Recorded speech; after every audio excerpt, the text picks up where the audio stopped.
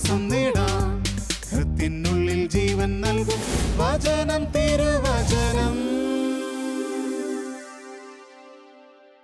ഈശോയുടെ സ്നേഹത്തിൽ പ്രിയ സഹോദരി സഹോദരന്മാരെ, ഒരു നിമിഷം പ്രാർത്ഥിച്ചുകൊണ്ട് വചനം തിരുവചനം എന്ന ശുശ്രൂഷയിലേക്ക് നമുക്ക് പ്രവേശിക്കാം. സ്വർഗീയ പിതാവിൻ്റെ ദിവ്യമായ സാന്നിധ്യം എപ്പോഴും അനുഭവിക്കുന്ന നല്ല മക്കളായി വളരുവാൻ അവിടെ നമ്മെ സഹായിക്കട്ടെ. കർത്താവായ യേശുക്രിസ്തുവിൻ്റെ ദിവ്യമായ സാന്നിധ്യം എപ്പോഴും നമ്മളെ ശക്തിപ്പെടുത്തുകയും അവിടുത്തെ പരിശുദ്ധാത്മാവിൻ്റെ ശക്തി എപ്പോഴും നമ്മൾ നിറയുകയും ചെയ്യട്ടെ. പിതാവായ ദൈവത്തിന് പൂർണ്ണമായി വിധേയപ്പെട്ട പരിശുദ്ധ അമ്മ നിരന്തരമായി നമുക്ക് വേണ്ടി മാധ്യസ്ഥം വഹിക്കട്ടെ. നന്മ നിറഞ്ഞ മറിയമേ സുസ്തി, കർത്താവ് അങ്ങയുടെ കൂടെ സ്ത്രീകളിൽ അങ്ങ് അനുഗ്രഹിക്കപ്പെട്ടവളാവുന്നു. അങ്ങയുടെ ഉദരത്തിൻ ഫലമായ ഈശോ അനുഗ്രഹിക്കപ്പെട്ടവനാവുന്നു. പരിശുദ്ധ മറിയമേ തമ്പുരാൻ്റെ അമ്മേ, പാപികളായി ഞങ്ങൾക്ക് വേണ്ടി ഇപ്പോഴും ഞങ്ങളുടെ മരണസമയത്തും തമ്പുരാനോട് അപേക്ഷിക്കണമേ. ആമേൻ. കർത്താവായ യേശു ക്രിസ്തുവിൻ്റെ രക്ഷയുടെ അനുഭവം നമുക്ക് അനുഭവിക്കുവാനും അതറിയിക്കുവാനുമുള്ള കൃപ പരിശുദ്ധ അമ്മയിലൂടെ നമുക്ക് ചോദിക്കാം. നന്മ നിറഞ്ഞ മറിയമേ സുസ്തി, കർത്താവ് അങ്ങയുടെ കൂടെ സ്ത്രീകളിൽ അങ്ങ് അനുഗ്രഹിക്കപ്പെട്ടവളാവുന്നു. അങ്ങയുടെ ഉദരത്തിൻ ഫലമായ ഈശോ അനുഗ്രഹിക്കപ്പെട്ടവനാവുന്നു. പരിശുദ്ധ മറിയമേ തമ്പുരാൻ്റെ അമ്മേ, പാപികളായി ഞങ്ങൾക്ക് വേണ്ടി ഇപ്പോഴും ഞങ്ങളുടെ മരണസമയത്തും തമ്പുരാനോട് അപേക്ഷിക്കണമേ. ആമേൻ. പരിശുദ്ധാത്മാവിൻ്റെ ദിവ്യമായ ദാനങ്ങൾ നമ്മൾ നിറയുവാനും ഈ വചനം ശ്രവിക്കുന്ന എല്ലാവരും പരിശുദ്ധാത്മാവിൽ നിറയുവാനും നന്മ നിറഞ്ഞ മറിയമേ സുസ്തി, കർത്താവ് അങ്ങയുടെ കൂടെ സ്ത്രീകളിൽ അങ്ങ് അനുഗ്രഹിക്കപ്പെട്ടവളാവുന്നു. അങ്ങയുടെ ഉദരത്തിൻ ഫലമായ ഈശോ അനുഗ്രഹിക്കപ്പെട്ടവനാവുന്നു.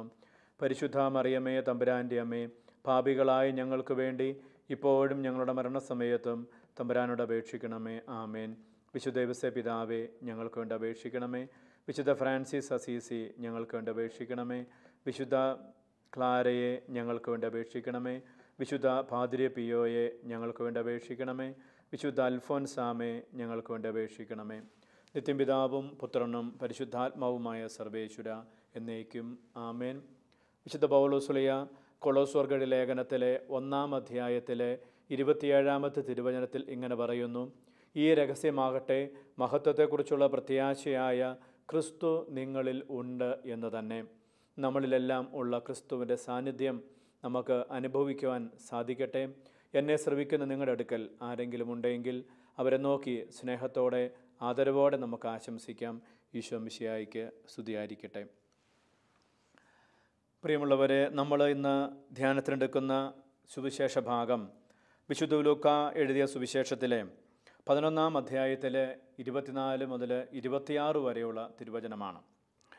അശുദ്ധാത്മാവ് ഒരുവനെ വിട്ടുപോയാൽ വരണ്ട സ്ഥലങ്ങളിലൂടെ ആശ്വാസം തേടി അലഞ്ഞു നടക്കും. കണ്ടെത്താതെ വരുമ്പോൾ അവൻ പറയുന്നു, ഇറങ്ങിപ്പോന്ന ഭവനത്തിലേക്ക് തന്നെ ഞാൻ തിരിച്ചു ചെല്ലും.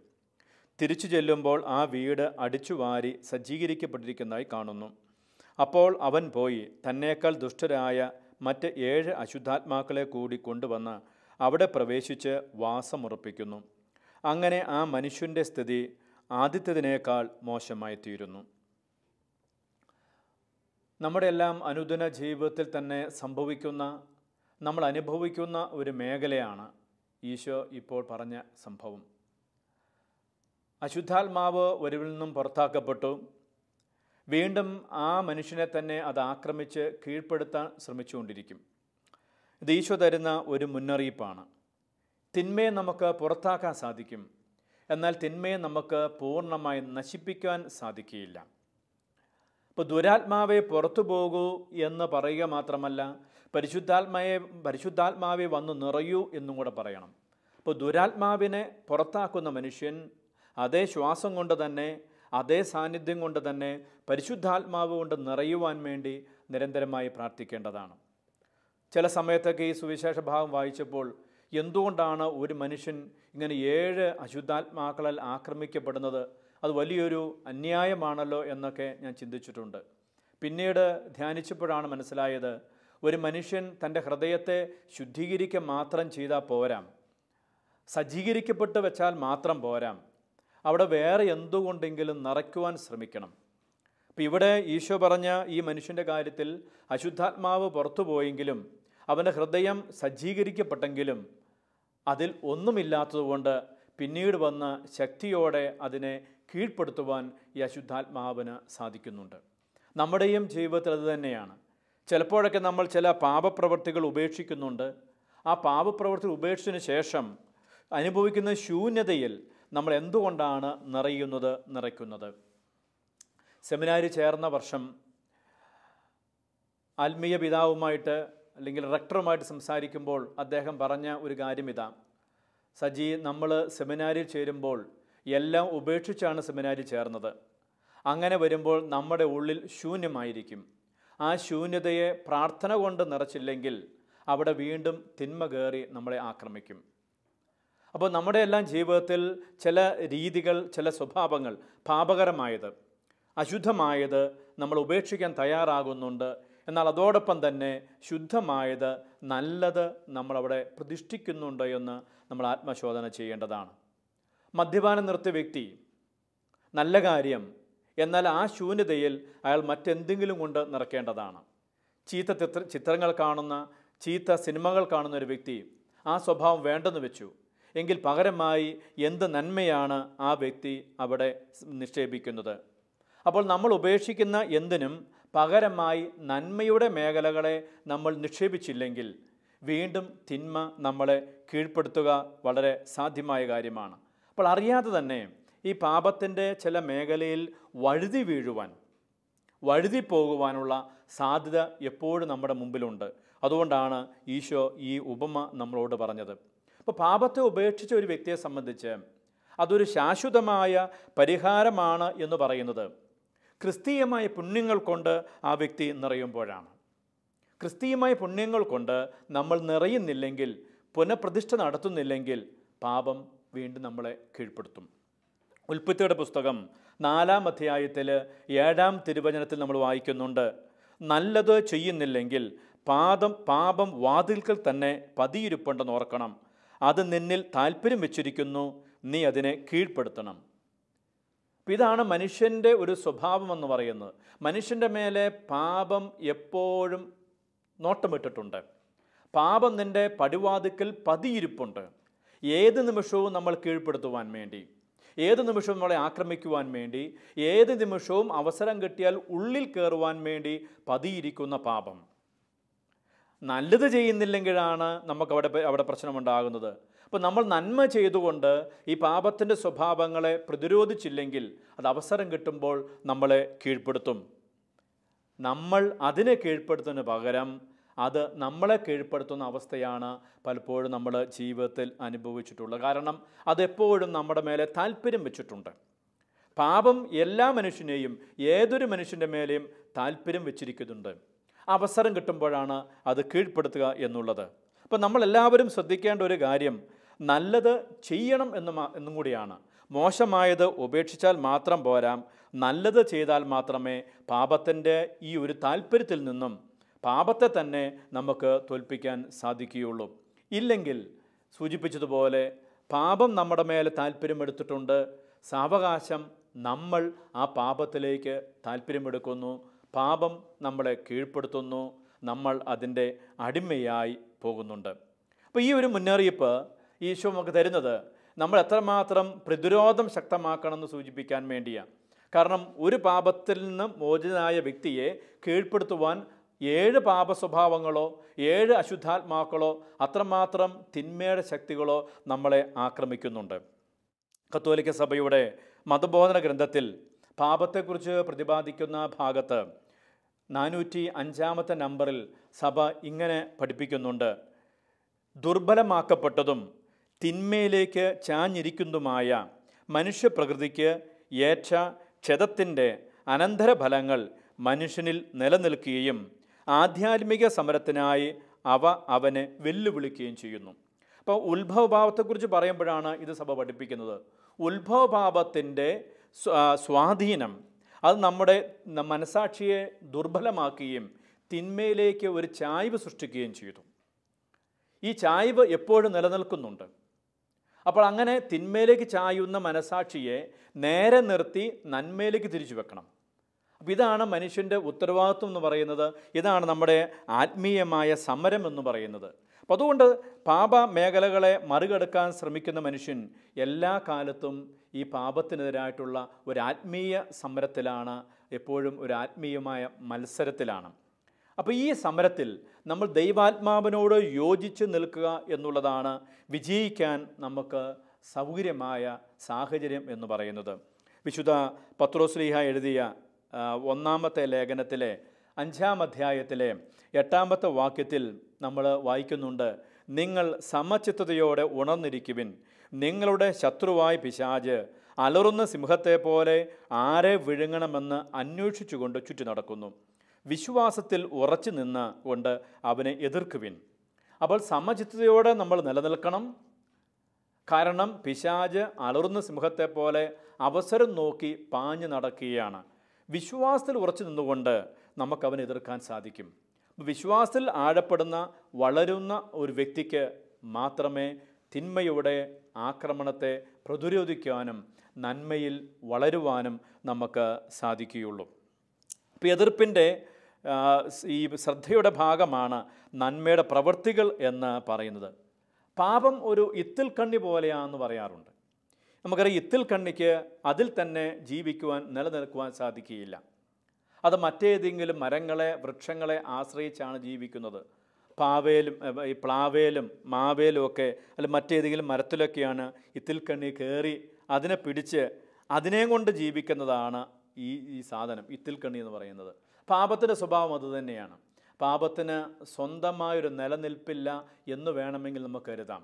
പാപം മനുഷ്യനെ ആശ്രയിച്ചാണ് ജീവിക്കുന്നത്. മനുഷ്യനെ തിന്നുകൊണ്ടാണ് പാപം വളരുന്നത്.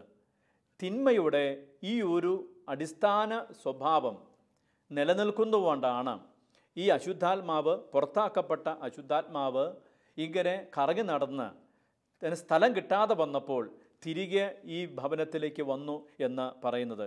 അപ്പം പുറത്താക്കപ്പെട്ട അത് മാത്രമല്ല, പുറത്താക്കപ്പെട്ടതിന് നിലനിൽക്കുവാൻ ഒരു ഇടം കിട്ടണം, അല്ലെങ്കിൽ അത് തിരിച്ചു വരും. ഇപ്പം നമ്മൾ ലൂക്കായുടെ സുവിശേഷം തന്നെ 8-ാം അധ്യായത്തിൽ 33-ാമത്തെ തിരുവചനത്തിൽ നമ്മളൊരു ഭാഗം കാണുന്നുണ്ട്. അശുദ്ധാത്മാവ് ബാധിച്ച ഒരു മനുഷ്യനെ കർത്താവ് സൗഖ്യപ്പെടുത്തുന്നു. അപ്പോൾ അശുദ്ധാത്മാക്കൾ പുറത്തായപ്പോൾ അവ കർത്താവിനോട് പറഞ്ഞു, ഞങ്ങളെ പാതാളത്തിലേക്ക് തള്ളരുത്, ആ പന്നിക്കൂട്ടത്തിലേക്ക് അയച്ചുകൊള്ളുക. നമ്മൾ വായിക്കുന്നത് ഈശോ അവയെ പന്നിക്കൂട്ടത്തിലേക്ക് വായിച്ചുവെന്നും അവ പന്നിക്കൂട്ടത്തിലേക്ക് നിവേശിച്ച് അവ പോയി ഈ കിഴുക്കാൻ തൂക്കായ സ്ഥലത്ത് പോയി വെള്ളത്തിൽ മുങ്ങി ചത്തുമെന്നാണ് പറയുക. അപ്പോൾ ഇവിടെ സൂചന ഇതാണ്, അശുദ്ധാത്മാവ് ഏതെങ്കിലും ജീവിയിലാണ് ആവസിക്കുക. അശുദ്ധാത്മാവ് തിന്മയുടെ ശക്തി മരത്തേലും മാവേലും ഒന്നും ജീവിക്കുകയല്ല, അത് മനുഷ്യൻ്റെ ജീവിതത്തിലാണ്, മനുഷ്യൻ്റെ ഹൃദയത്തിലാണ്. അപ്പോൾ അങ്ങനെയുള്ള തിന്മയുടെ ശക്തി അവസരങ്ങൾ സൃഷ്ടിക്കുകയും അവസരങ്ങൾ ഉണ്ടാക്കുകയും ചെയ്ത് മനുഷ്യനെ നിരന്തരമായി പീഡിപ്പിക്കുവാൻ ശ്രമിച്ചുകൊണ്ടിരിക്കുന്നു, അല്ലെങ്കിൽ കീഴ്പ്പെടുത്തുവാൻ ശ്രമിച്ചുകൊണ്ടിരിക്കുന്നു. അപ്പോൾ ഇങ്ങനെ നമ്മൾ ഈ പാപത്തിൻ്റെ സ്വാധീനത്തിൽ നിന്നും മാറി നിൽക്കുവാൻ ശ്രമിക്കുമ്പോൾ നമ്മുടെ മനസ്സ് ശുദ്ധീകരിക്കപ്പെടുന്നു, നമ്മുടെ മനസ്സ് നല്ലതാകുന്നു. ആ നന്മയിൽ മാത്രം നിന്നാൽ പോരാ, അവിടെ വിശുദ്ധമായതുകൊണ്ട് പുണ്യങ്ങൾ കൊണ്ട് നിറയ്ക്കണമെന്നാണ് നമ്മൾ മനസ്സിലാക്കേണ്ടത്. സ്കൂളിലൊക്കെ പഠിക്കുമ്പോൾ അധ്യാപകരൊക്കെ പറഞ്ഞു തന്നിട്ടുള്ളൊരു ചെറിയ കഥ ഇതാണ്. 2 കുട്ടികളുടെ സ്വഭാവം എന്താണെന്നറിയാൻ വേണ്ടി ഒരു ടെസ്റ്റ് നടത്തും അധ്യാപകൻ. 2 കുട്ടികളെ വിളിച്ച് അവർക്ക് അല്പം പൈസ കൊടുത്തിട്ട് പറഞ്ഞു, സ്കൂളിലെ 2 മുറികളുണ്ട്, ആ മുറികൾ നിങ്ങൾക്ക് ഈ പണം കൊണ്ട് എന്തു വേണമെങ്കിലും വാങ്ങിച്ച് നിറയ്ക്കാം. വൈകുന്നേരം ഞാൻ വരുമ്പോൾ ഞാൻ നോക്കും എന്താണ് അവിടെ ഉള്ളതെന്ന്. ഈ 2 കുട്ടികളും പോയി അവർ സ്വന്തമായിട്ട് ആലോചിച്ച് തീരുമാനമെടുത്തു. ഒരു കുട്ടി കിട്ടിയ പണം കൊണ്ട് പോയി ഉള്ള ചപ്പും ചവറും വേസ്റ്റും എല്ലാം പെറുക്കിക്കൊണ്ടുവന്ന് എടുത്തുകൊണ്ട് വന്ന് ആ മുറി നിറച്ചു. അധ്യാപനം നോക്കുമ്പോൾ നിറഞ്ഞു കിടപ്പുണ്ട്, പക്ഷെ ദുർഗന്ധമാണ്, അങ്ങോട്ട് പ്രവേശിക്കാൻ പറ്റിയാല. 2ാമത്തെ കുട്ടി ചെയ്തത്, അവൻ പോയി 2-3 മെഴുകുതിരിയും കുറച്ച് സാമ്പ്രാണിത്തിരിയും മേടിച്ചുകൊണ്ട് വന്ന് അവന് കൊടുത്ത മുറിയിൽ അവൻ ആ മെഴുകുതിരി കത്തിച്ചു വെച്ചു, സാമ്പ്രാണിത്തിരിയും കത്തിച്ചു വെച്ചു. അധ്യാപനം വരുമ്പോൾ അദ്ദേഹം കാണുന്നു മുറി നിറച്ച് വെളിച്ചമുണ്ട്, മുറിയിൽ സുഗന്ധവുമുണ്ട്. ഇപ്പോൾ ഒരു പൊട്ടക്കഥ എന്ന് പറയാമെങ്കിലും ഞാനും നിങ്ങളും നമ്മുടെ മനസ്സിൽ, നമ്മുടെ ഹൃദയത്തിൽ എന്താണ് നിറച്ചു വെക്കുന്നത് എന്നതിൻ്റെ ഒരു സൂചനയാണ്.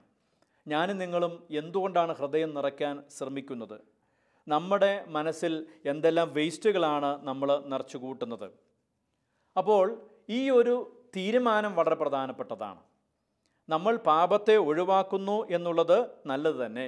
എന്നാൽ അതുപോലെ തന്നെ നമ്മൾ ഈ അശുദ്ധാത്മാവിനെ പുറത്താക്കിയാൽ പരിശുദ്ധാത്മാവിനെ സ്വീകരിക്കുന്ന, പരിശുദ്ധാത്മാവിനെ സൂക്ഷിക്കുന്ന ഒരു പാത്രമാണോ നമ്മുടെ ഹൃദയമെന്ന് നമ്മൾ ആത്മശോധന ചെയ്യേണ്ടതാണ്. പൗലോസ്ലീഹ എഫെസോസ്യർക്കെഴുതിയ ലേഖനത്തിൽ 5-ാം അധ്യായത്തിൽ 18-ാമത്തെ വാക്യത്തിൽ പറയുകയാണ്, നിങ്ങൾ ആത്മാവിൽ പൂരിതരാകണം, ആത്മാവിൽ പൂരിതരാകണം. അപ്പം നമ്മുടെ ഉള്ളിലുള്ള അശുദ്ധാത്മാവിനെ പുറത്താക്കുക എന്ന് പറഞ്ഞാൽ ഒരു മിനിമം പരിപാടിയാണ്. ആവറേജ് എന്ന് പറഞ്ഞാൽ അതിനെ ശുദ്ധീകരിച്ച് വെക്കുക. അപ്പോൾ മാക്സിമം എന്ന് പറഞ്ഞാലോ പരിശുദ്ധാത്മാവിനെ കൊണ്ട് നിറയുക. അപ്പോൾ അടിച്ചുവാരി വൃത്തിയാക്കുക ഒരു ആവറേജ് പ്രോഗ്രാമാണ്. പുറത്താക്കുന്നത് മിനിമമാണ്, അടിച്ചുവാരി വൃത്തിയാക്കുന്നത് ഒരു ആവറേജാണ്. എന്നാൽ കർത്താവ് മാക്സിമം ആവശ്യപ്പെടുന്നത് നന്മ കൊണ്ട്, പുണ്യം കൊണ്ട് അതിനെ നിറയ്ക്കുക എന്നുള്ളതാണ്. അപ്പോൾ പാപം ചെയ്യുന്നില്ല എന്ന പ്രതിജ്ഞ മാത്രമല്ല, മറിച്ച് നന്മ ചെയ്യാനുള്ള തീരുമാനം കൂടിയാണ് നമ്മുടെ ആത്മീയ ജീവിതത്തെ സഹായിക്കുന്ന കാര്യങ്ങൾ. അതുകൊണ്ട് സഭ പാരമ്പര്യമായിട്ട് പാപത്തെക്കുറിച്ച് പറയുമ്പോൾ മൂലപാപങ്ങളും അവയ്ക്കെതിരായ പുണ്യങ്ങളുമെന്നാണ് പഠിപ്പിക്കുന്നത്. മൂലപാപങ്ങൾ ഇല്ലാത്ത അവസ്ഥയല്ല, മൂലപാപങ്ങൾ ഉപേക്ഷിച്ച് കഴിഞ്ഞിട്ട് അതിന് പകരമായി പുണ്യങ്ങൾ നിറയ്ക്കുന്ന കാര്യമാണ് സഭ ആവശ്യപ്പെടുന്നത്. അതുകൊണ്ടാണ് ഈശോയും പറയുന്നത്, അത് അടിച്ച് വൃത്തിയാക്കിയിട്ടുണ്ട്, സജ്ജീകരിക്കപ്പെട്ടിട്ടുണ്ട്, പക്ഷേ അതിനകത്തൊന്നുമില്ല. ഈ ഇല്ലാത്ത അവസരത്തിലാണ് തിന്മ വീണ്ടും നമ്മളെ കീഴ്പ്പെടുത്തുക. അഹങ്കാരം എന്ന മൂലപാപം അതിൻ്റെ വിരുദ്ധമായ പ്രവൃത്തിയാണ്, അല്ലെ അവയ്ക്കെതിരായ പുണ്യമാണ്. അഹങ്കാരമില്ല എന്നുള്ളതല്ല, എളിമയാണ്. ദ്രവ്യാഗ്രഹം അതിന് അവയ്ക്കെതിരായ പുണ്യമാണ്, ഔദാര്യമെന്ന് പറയുന്നത്. മോഹമെന്ന് പറയുന്ന ഈ മൂലപാപത്തിൻ്റെ പരിഹാരമെന്ന് പറയുന്നത് മോഹിക്കില്ല എന്നുള്ള തീരുമാനമല്ല, മറിച്ച് അടക്കം കൊണ്ടു നിറയുക എന്നുള്ളതാണ്. കോപമെന്ന് പറയുന്ന മൂലപാപത്തിൻ്റെ പരിഹാരമെന്ന് പറയുന്നത് ഇനി ഞാൻ കോപിക്കില്ല എന്ന് തീരുമാനിക്കുന്നതല്ല, മറിച്ച് ക്ഷമ കൊണ്ട് എൻ്റെ മനസ്സിൽ നിറയ്ക്കുന്നതാണ്. അപ്പോൾ കൊതി എന്ന് പറയുന്ന മൂലപാപം ഇനി ഞാൻ കൊതിക്കില്ല, ഇനി എനിക്ക് കൊതി ഉണ്ടാവില്ല എന്ന് പറയുന്നതല്ല, മറിച്ച് മിതഭോജനം എന്ന പുണ്യം കൊണ്ട് നിറയ്ക്കുന്നതാണ്. അസൂയ എന്ന് പറയുന്ന മൂലപാപത്തിന് പരിഹാരം അസൂയ ഉണ്ടാവില്ല എന്നുള്ളതല്ല, ഉപവികണ്ടു നിറയുക എന്നുള്ളതാണ്. മടിയെന്ന് പറയുന്നതിന് ഉത്സാഹം കൊണ്ട് നിറയുക എന്നുള്ളതാണ്. അപ്പോൾ അതുകൊണ്ട് മൂലപാപങ്ങൾ, അടിസ്ഥാന പാപങ്ങൾ, ഒരുപക്ഷെ മറ്റെല്ലാ പാപത്തിനും കാരണമായ പാപങ്ങൾ, അത് നമ്മൾ ഉപേക്ഷിക്കുമ്പോൾ നമ്മൾ സജ്ജീകരിക്കപ്പെടുകയാണ്. എന്നാൽ ഉപേക്ഷിക്കപ്പെട്ട സ്ഥലത്ത് അതിന് വിരുദ്ധമായ പുണ്യങ്ങൾ കൊണ്ട് നമ്മൾ നിറയുവാൻ പരിശ്രമിക്കണം. എങ്കിൽ നമ്മൾ പരിശുദ്ധാത്മാവിൽ വളരുകയുള്ളൂ. അപ്പോൾ മൂലപാപങ്ങൾ ഉപേക്ഷിക്കുന്നത് നല്ല തീരുമാനമാണ്. എന്നാൽ അതിന് പകരം എന്തിനാണ് നമ്മളവിടെ പ്രതിഷ്ഠിച്ചിരിക്കുന്നത്? ഇപ്പോൾ ചില ആളുകൾ ചില പാപ സ്വഭാവങ്ങൾ, ചില പാപരീതികൾ, ചില പാപപ്രവൃത്തികൾ ഉപേക്ഷിച്ച് കളഞ്ഞു, നല്ലതാണ്. പക്ഷേ അവർ പകരം വെക്കുന്നത്, സബ്സ്റ്റിറ്റ്യൂട്ട് ചെയ്യുന്നത് പുണ്യമല്ല, ക്രിസ്തീയ നന്മകളല്ലാത്തതുകൊണ്ട് ചിലപ്പോൾ അതിലും വികലമായ രീതിയിലും അതിലും ഭയാനകമായ രീതിയിലും അവർ വഴിതെറ്റി പോകുന്നത് കണ്ടിട്ടുമുണ്ട്. നോർവേയിലെ ഒലോഫ് രാജാവിൻ്റെ മനോഹരമായ ചിത്രമുണ്ട്. രാജാവ് ഒരു ഡ്രാഗണിനെ ചവിട്ടി മെതിച്ച് നിൽക്കുകയാണ്. ഈ ഡ്രാഗൻ്റെ തലയാണ് അല്പം ഉയർന്നു നിൽപ്പുണ്ട് എന്ന് മാത്രമല്ല, ഈ തലയിൽ രാജാവ് ധരിച്ച പോലുള്ള ഒരു കിരീടവുമുണ്ട്. അല്പം കൂടി സൂക്ഷിച്ചു നോക്കുമ്പോൾ നമുക്കറിയാം, ഈ രാജാവിൻ്റെയും ഡ്രാഗൻ്റെയും മുഖം ഒന്നു തന്നെയാണ്, അല്ലെങ്കിൽ ഒരേപോലെയാണ്. ഇത് വലിയൊരു കാര്യമാണ് രാജാവ് സന്ദേശമായി കൊടുക്കുന്നത്. ഞാൻ ചവിട്ടി കീഴ്പ്പെടുത്തിയിരിക്കുന്നത് എൻ്റെ തന്നെ സ്വഭാവത്തെയാണ്, എൻ്റെ തന്നെ ദുഷ്ടതയെയാണ്, എൻ്റെ തന്നെ തിന്മയെയാണ് എന്നു മാത്രമല്ല, തല ഉയർത്തി നിൽക്കുന്നത് സൂചിപ്പിക്കുന്നത് ഞാൻ തന്നെ കീഴ്പ്പെടുത്തിയ ഈ തിന്മ വീണ്ടും തല ഉയർത്തുകയും എന്നെ ആക്രമിക്കുവാനും സാധ്യതയുണ്ടെന്നും കൂടിയാണ്. അപ്പം നമ്മൾ ഓരോ വ്യക്തിയും പാപത്തെ കീഴ്പ്പെടുത്തി കഴിയുമ്പോൾ നമ്മൾ അതിൽ അഹങ്കരിക്കുകയല്ല, തിന്മയെ ഉപേക്ഷിച്ചു എന്ന് പറഞ്ഞ് നമ്മൾ അഹങ്കരിക്കുകയല്ല, മറിച്ച് ആ തിന്മ വീണ്ടും വരാതിരിക്കുവാൻ വേണ്ടി നന്മ കൊണ്ട് നമ്മുടെ ഹൃദയത്തെ നിറയ്ക്കുക എന്നുള്ളതാണ്. ഒരു നല്ലൊരു പൂന്തോട്ടം ഉണ്ടാക്കാൻ വേണ്ടി ഒരുങ്ങുന്ന വ്യക്തി അതിലുള്ള ചപ്പും മറ്റും പറിച്ചു കളയുക എന്ന് മാത്രമല്ല, കളകൾ പറിച്ചു കളയുക മാത്രമല്ല, വിത്ത് വിതയ്ക്കുകയും ചെയ്യണം, ചെടികൾ നടുകയും ചെയ്യണം. ഇല്ലെങ്കിൽ വീണ്ടും നമ്മൾ എവിടെ നിന്നെല്ലാം കളകൾ പറിച്ചു കളഞ്ഞുവോ അവിടേക്ക് ഈ കളകൾ വീണ്ടും വരുവാനുള്ള സാധ്യതയുണ്ട്. വിശുദ്ധ മത്തായിയുടെ സുവിശേഷം 21-ാം അധ്യായത്തിൽ 28-ാമത്തെ വാക്യത്തിൽ നമ്മൾ കാണുന്നു, 2 മക്കളോട് ജോലിക്ക് പോകാൻ യജമാനൻ പറയുകയാണ്. അപ്പോൾ മൂത്തമകൻ പറഞ്ഞു, ഞാൻ പോകില്ല. മൂത്തവൻ പറഞ്ഞു, ഞാൻ പോകാമെന്ന് പറഞ്ഞു. പക്ഷെ അവൻ പോയില്ല. നമ്മൾ പലപ്പോഴും അങ്ങനെയാണ്. നമ്മുടെ ആത്മീയ ജീവിതത്തിൽ നമ്മൾ അധികം പേരും ഈ പോകാമെന്ന് പറയുന്ന ആ മകൻ്റെ പിന്നാലെ പോകുന്നവരാണ്. നമ്മൾ പറഞ്ഞിട്ടുണ്ട്, പക്ഷെ നമ്മൾ പോകുന്നില്ല എന്നുള്ളതാണ്. ഇനിയൊരു പാപം ചെയ്യുക എന്നതിനേക്കാളും മരിക്കുവാൻ ഞാൻ സന്നദ്ധനാണെന്ന് പലപ്പോഴും നമ്മൾ നെഞ്ചിലിടിച്ച് പറഞ്ഞിട്ടുണ്ട്. എന്നാൽ ആ പറച്ചിലിൽ ഒരു സുഖമുണ്ട്, ഒരു സന്തോഷമുണ്ട്. നമ്മൾ ദൈവത്തോട് പറഞ്ഞല്ലോ, ഇനി ദൈവത്തെ പറ്റിച്ചല്ലോ എന്ന് ചിന്തിക്കുന്നവരാണ്. കാരണം ആരും പാപത്തിന് പകരമായിട്ട് മരിക്കാൻ സന്നദ്ധമായിട്ടൊന്നുമില്ല എന്ന് മാത്രമല്ല, അവസരങ്ങൾ ഉണ്ടാക്കിയും ഇല്ലെങ്കിൽ അവസരങ്ങളിലേക്ക് ചെന്നും വീണ്ടും പാപം ചെയ്യാനുള്ള സ്വഭാവമാണ് നമ്മൾ കാണിച്ചിരിക്കുന്നത്. അപ്പോൾ ബെത്സയിദ കുളക്കരയിൽ ഈശോ ചെല്ലുമ്പോൾ അവിടെ ഒരു 38 വർഷമായി തളർന്നിറക്കുന്ന മനുഷ്യനുണ്ട്. അവനെ സൗഖ്യപ്പെടുത്തി ഈശോ പറയുകയാണ്, കൂടുതൽ മോശമായത് സംഭവിക്കാതിരിക്കുവാൻ മേലിൽ പാപം ചെയ്യരുത്. ഇത് തന്നെയാണ് ഈശോ നമ്മൾ ഇന്ന് ആദ്യം കേട്ട ആ സുവിശേഷ ഭാഗത്തോട് പറയുന്നത്. കൂടുതൽ മോശമായത്, 7 അശുദ്ധാത്മാക്കൾ വന്ന് അവനെ കീഴ്പ്പെടുത്തി അവനെ തകർക്കുന്നതിന് അങ്ങനെ മോശമായി സംഭവിക്കാതിരിക്കുവാൻ പാപം ചെയ്യാതിരിക്കുക. പാപം ചെയ്യാതിരിക്കുക എന്ന് മാത്രമല്ല, പാപം വരാനുള്ള എല്ലാ വഴികളെ അടയ്ക്കുന്ന രീതിയിൽ, ബ്ലോക്ക് ചെയ്യുന്ന രീതിയിൽ നന്മ കൊണ്ട്, പുണ്യം കൊണ്ട് നമ്മുടെ ജീവിതത്തെ നിറയ്ക്കേണ്ടതാണ്. ചുരുക്കത്തിൽ വെറുതെ ഇരിക്കുവാൻ നമുക്ക് സമയമില്ല. ഞാൻ കുമ്പസാരിച്ചു, ഞാൻ ധ്യാനിച്ചു, ഞാൻ പാപങ്ങൾ ഉപേക്ഷിച്ചു, ഇനി കുഴപ്പമില്ല എന്ന് കരുതി ആലസ്യപ്പെട്ട് ഇരുന്നാൽ, മടി പിടിച്ചിരുന്നാൽ, പ്രിയമുള്ളവരെ, തീർച്ചയായിട്ടും നമ്മൾ ഉപേക്ഷിച്ച പാപങ്ങളും അല്ലാത്ത പാപങ്ങളും നമ്മൾ ചിന്തിക്കാത്ത പാപങ്ങൾ പോലും നമ്മുടെ ജീവിതത്തിലേക്ക് നമ്മളെ ആക്രമിച്ച് കീഴ്പ്പെടുത്തുവാൻ സാധ്യതയുണ്ട്. അതുകൊണ്ട് ഈശോ ഒരു ജാഗ്രതയുടെ മുന്നറിയിപ്പാണ് നമുക്ക് തരുന്നത്. ശ്രദ്ധിക്കേണ്ട മേഖലയെക്കുറിച്ച് ഈശോ പറയുകയാണ്. നിരന്തരമായ പരിശ്രമത്തിലൂടെ, നിരന്തരമായ ക്രിസ്തീയ വിശ്വാസ പരിശീലനത്തിലൂടെ, നിരന്തരമായ പുണ്യപ്രവൃത്തിയിലൂടെയാണ് നമ്മൾ പാപത്തിൻ്റെ വഴികളെ തടയുന്നതും അശുദ്ധാത്മാക്കളെ പുറത്താക്കുന്നതും തിന്മയുടെ ശക്തികളെ നിശ്ചയമായും പ്രതിരോധിക്കുന്നതും. അതിനുള്ള ശക്തിക്ക് വേണ്ടി നമുക്ക് കർത്താവിനോട് പ്രാർത്ഥിക്കാം. അവിടെ നമ്മളെ കൂടുതൽ ആത്മീയമായ ദാനങ്ങൾ കൊണ്ട് നിറയ്ക്കട്ടെ. പരിശുദ്ധാത്മാവ് എപ്പോഴും നമ്മളെ നയിക്കുകയും ചെയ്യട്ടെ എന്ന് പ്രാർത്ഥിക്കുന്നു. ആമേൻ.